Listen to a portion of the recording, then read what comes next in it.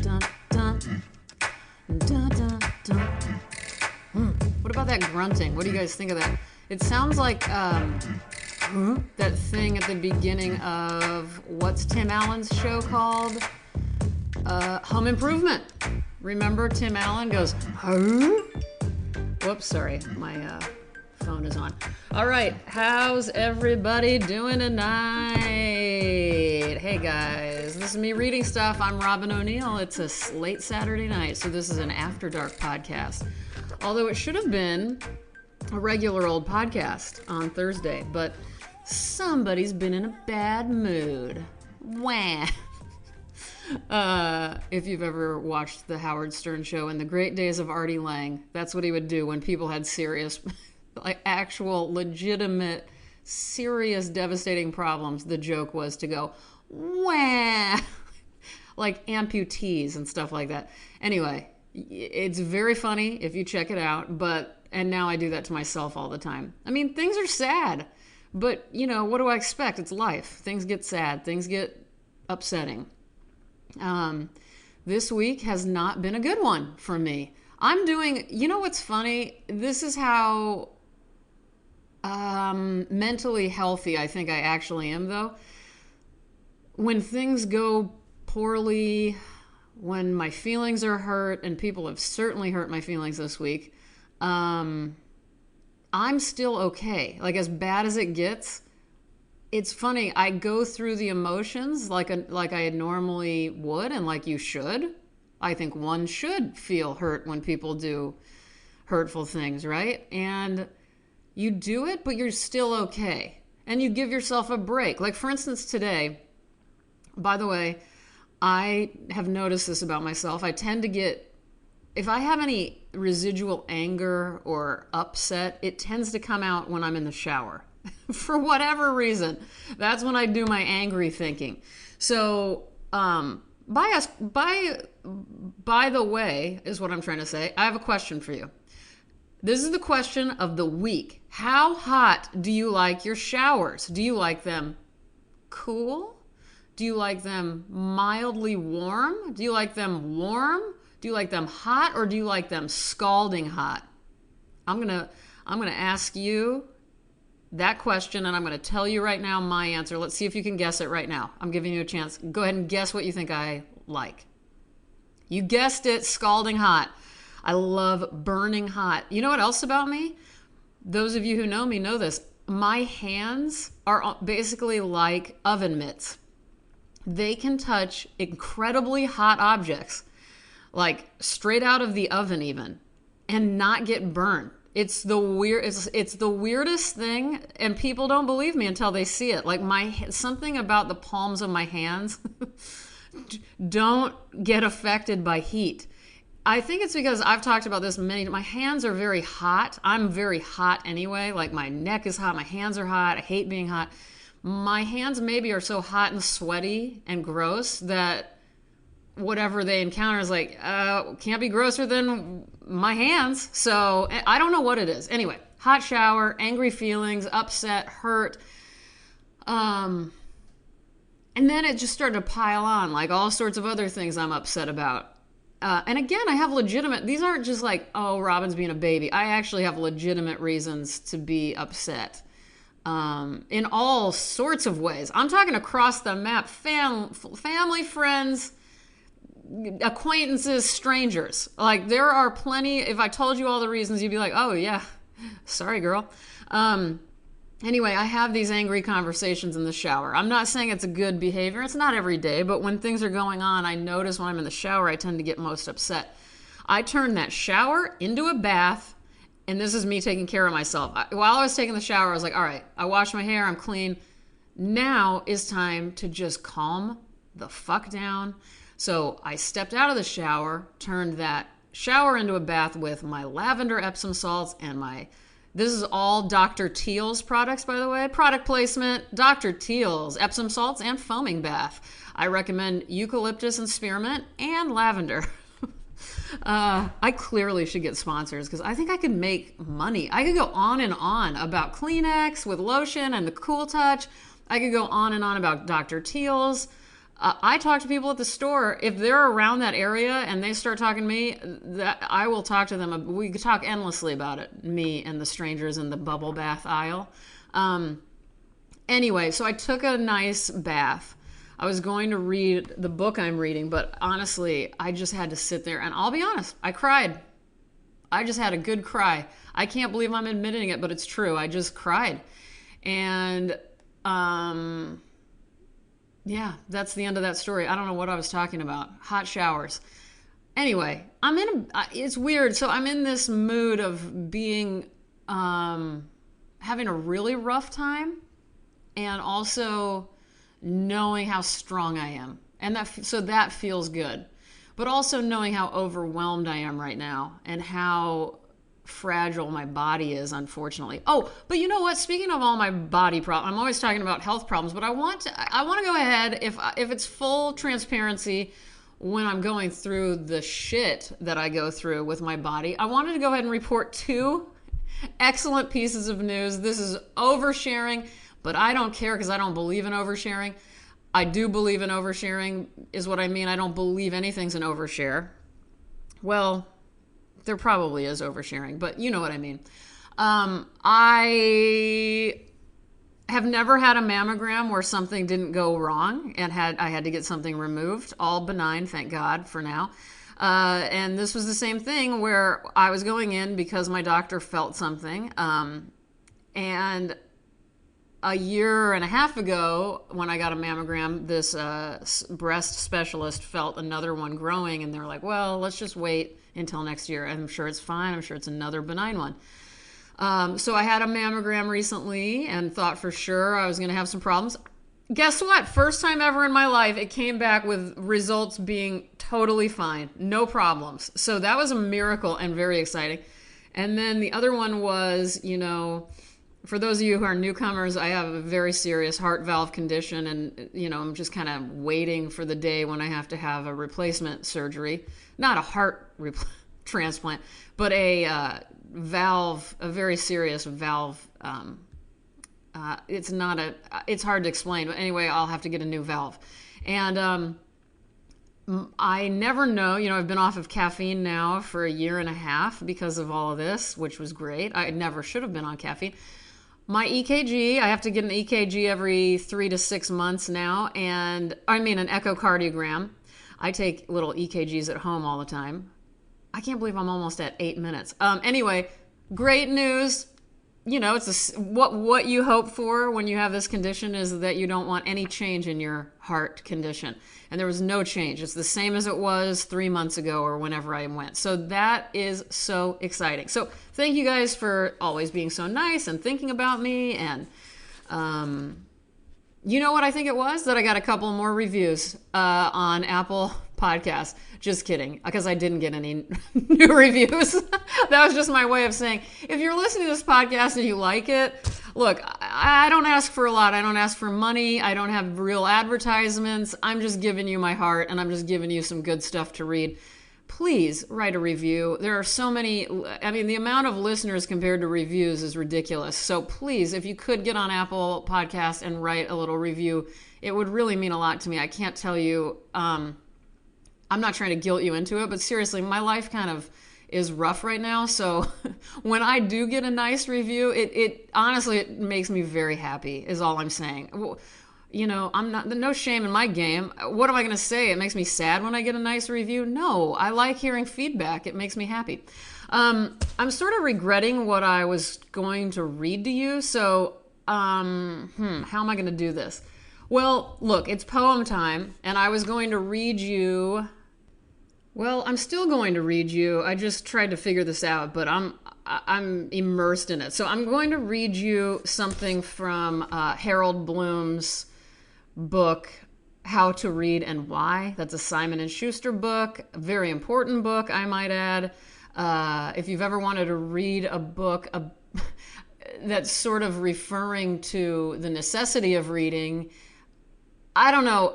Harold Bloom is a very, very controversial figure in literature and poetry, but I got to tell you, I'm obsessed with him in certain ways. He's a writer, literary critic. He's still alive, by the way, at age 88. And I didn't realize that. I'm sorry, Harold Bloom. I didn't realize you were still alive. I love listening to his interviews. Anyway, the point is, I'm going to read. I'm going to read a poem by an anonymous writer from the 1620s. It's called Tom o' Bedlam. It's in the tradition of a mad song. I know William Blake wrote a mad song. This is something that Harold Bloom believes that every real reader should be a memorizer of poems and passages from literature. I happen to agree with him, and I've been doing that since I was a kid for whatever reason. I was just drawn to it. I'm a big lyric memorizer too. I can perform for you many songs if you would like me to. Anyway, so this is a longer poem, so this is just going to be a long episode, and I kind of, it's late night, I can do whatever I want, and I want to do this. So this is, I don't know how else to get into this, but just today I've been in this mood where I was thinking a lot about Harold Bloom and listening to a lot of his interviews while I was in the studio, and it sort of saved the day for me in a lot of ways. So I guess this is my nod to Mr. Bloom. Is he a doctor? I'll just call him Dr. Bloom. Okay. Tom o' Bedlam. From the hag and hungry goblin that into rags would rend ye, the spirit that stands by the naked man in the book of moons defend ye. That of your 5 sound senses you never be forsaken, nor wander from yourselves with Tom abroad to beg your bacon. While I do sing, any food, any feeding, drink, or clothing, come dame or maid, be not afraid, poor Tom will injure nothing. Of 30 bare years have I, twice 20 been enraged, and of 40 been 3 times 15 in durance soundly caged. On the lordly lofts of Bedlam, with stubble soft and dainty, brave bracelets strong, sweet whips ding-dong, with wholesome hunger plenty. And now I sing, any food, any feeding, drink, or clothing, come dame or maid, be not afraid, poor Tom will injure nothing. With a thought I took for maudlin, and a cruse of cockle pottage, with a thing thus tall, sky bless you all, I befell into this dotage. I slept not since the conquest, till then I never waked, till the roguish boy of love where I lay me found and stripped me naked. And now I sing, any food, any feeding, drink, or clothing, come dame or maid, be not afraid, poor Tom will injure nothing. When I short have shorn my sow's face, and swigged by horny barrel, in an oaken inn I pound my skin as a suit of gilt apparel. The moon's my constant mistress, and the lonely owl my marrow. The flaming drake and the night crow make me music to my sorrow. While I do sing, any food, any feeding, drink, or clothing, come dame or maid, be not afraid, poor Tom will injure nothing. The palsy plagues my pulses when I prig your pigs or pullen, your culvers take or matchless make, your chanticleer or sullen. When I want provant with Humphrey, I sup, and when benighted, I repose in palls with waking souls, yet never am affrighted. But I do sing, any food, any feeding, drink, or clothing, come dame or maid, be not afraid, poor Tom will injure nothing. I know more than Apollo, for oft when he lies sleeping, I see the stars as bloody wars in the wounded welkin weeping, the moon embrace her shepherd, and the queen of love her warrior, while the first doth horn the star of morn, and the next the heavenly farrier. While I do sing, any food, any feeding, drink, or clothing, come dame or maid, be not afraid, poor Tom will injure nothing. The gypsies, Snap and Pedro, are none of Tom's camarados. The punk I scorn, and the cut-purse sworn, and the roaring boys' bravados. The meek, the white, the gentle, me handle, touch, and spare not. But those that cross Tom Rhinoceros do what the panther dare not.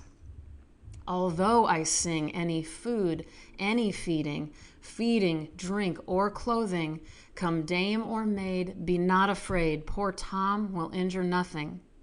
With an host of furious fancies, whereof I am commander, with a burning spear and a horse of air, to the wilderness I wander.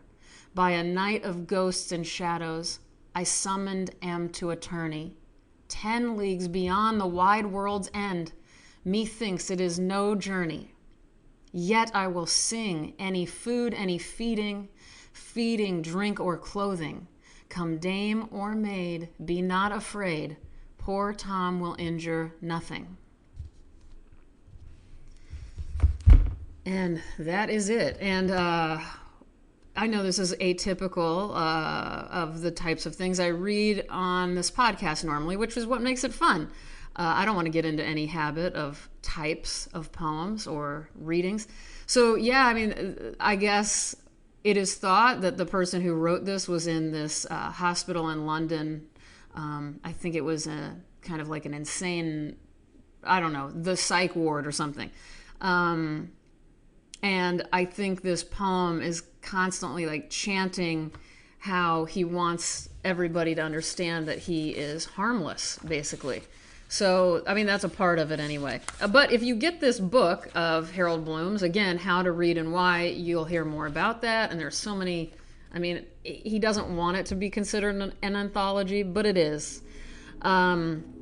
In a way. So, by the way, Harold Bloom also claims that he could at one point read 1,000 pages an hour. I'm just let that soak in. What else? What else do I need to say? Oh, another thing about Harold Bloom that I love, he pronounces words very strangely and interesting, in a very interesting way. The one that I heard him say today a couple of times, he pronounces decades as decades. So for 10 decades, this has been prominent in literature. Decades. Isn't that crazy? All right, anyway, we got to close this thing out. Let's see. What do I have coming up? LA, Sunday, September 2nd. I'll be giving a reading at Pop Hop, the bookstore in Highland Park at 3 p.m. Shout out to the wonderful and inspiring writer Diana Artarian for inviting me to do that. So kind of her. This is a new thing for me. I don't read my own writing on this podcast, of course, but I do and have read it to certain people in my life, certain supportive friends, and sometimes family members. But it's something I'm not shy, because I'm not shy in any way. I'm not shy about it, but I've just hesitated at this point in time. But anyway, I have had a few things published in the past. I don't think I'll be reading anything from that, but I will be reading September 2nd in LA at Pop Hop. I will put a link in the description of the podcast for where you can find that and the book I just read from today. Also, Michigan, coming up on September 20th, I'll be there for an opening for a solo museum show at Western Michigan University in Kalamazoo. More information on that. It's called We the Masses because it also contains my animated film, We the Masses, so directed by Owen Kidney. So it's an animated version of my work. If you haven't seen it, Michigan, come fuck with me. That's all I've got, everybody. I wish I could complain more. I wish I could love more. I wish I could do all sorts of things with you guys more. But I'm getting on the 20-minute mark. That's crazy. Be safe. Cuddle up with a blanket, read a book, memorize a passage, go out for a walk, drink some water, eat a 4 o'clock apple, get soft toilet paper, don't be mean to people, don't react, don't be reactionary, be calm, take a bath, take an unexpected, cry in the bathtub like me if you have to, put some peanut butter on a piece of dark chocolate like I just did before I did this. By the way, I have a sweet tooth now. Thanks a lot. I don't know what happened. I still don't want to eat fruit pie or warm fruit, but I do enjoy many sweet treats, including Haagen-Dazs ice cream bars, the ones with vanilla ice cream and chocolate and almond covering. I don't know the terminology for sweets yet, but trust me, I'm all about it. I also ate an entire bag of honey barbecue curly Fritos. Do you guys know that? Oh my God. They're kind of like the chili cheese Fritos. I ate all of them by myself on a plate. I poured them out onto a plate and ate them. What's wrong with me? Earlier this week I was eating arugula and roasted vegetables. And today I'm eating dark chocolate with peanut butter and a bag of chips. Help me out, everybody. Wish me luck. Pray for me. God bless you. And remember, we shall find peace. We shall hear angels. We shall hear the sky sparkling with diamonds. That is Chekhov. I am Robin. You are Matt. Hey, that's an accidental shout out to Matt Booker, everybody. Anyway, I'm talking about Matt Booker of the Great Concavity Podcast. Check it out. He's also a dear friend who I write real letters back and forth to. It's one of my greatest pleasures. So thank you, Matt Booker, and thank you, Great Concavity. You guys, if you like David Foster Wallace, check out The Great Concavity. If you don't, check it out anyway. All right, everybody, good night. I love you. And I got nothing else to say. Bye.